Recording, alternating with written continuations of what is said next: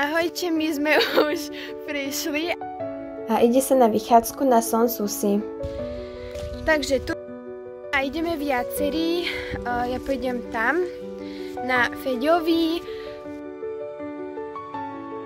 a na ďalších dvoch koňoch. Takže sa veľmi teším. A poďme na Sanssouci.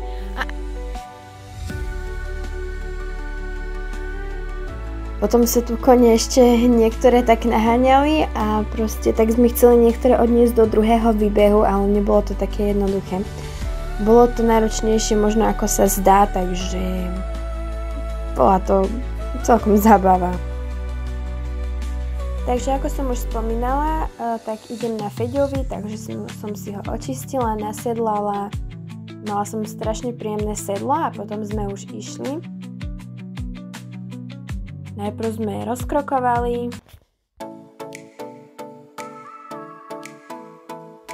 Samozrejme sme potom aj poklúsali a podsvalali a naozaj to bol super zážitok, bola to aj taká dlhšia vychádzka.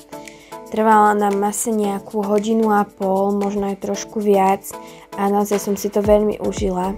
Takže to bolo super. Aj počasie bolo celkom fajn, ako zastihol nás trochu aj dážď, ale tak dalo sa to. Inak toto klopkanie kopyt mám strašne rada. Tu už sme pomaly prichádzali na Sanssouci a mali sme už za sebou niekoľko cvalov. Takže bolo to tam naozaj pekné, ako veľmi som tam chcela ísť niekedy na kone, konečne sa mi to splnilo.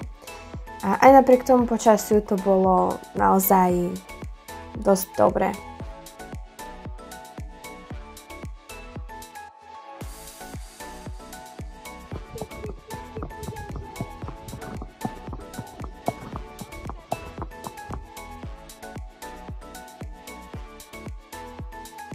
Tu sme už išli naspäť a takto si ešte pekne moja kamarátka poklúsala, takže šlo jej to dosť dobre.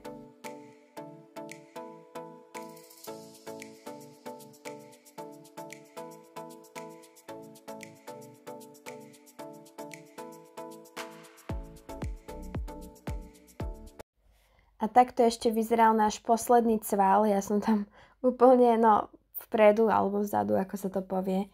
A toto bolo, že strašne dobré, úplne také bomby šli kone.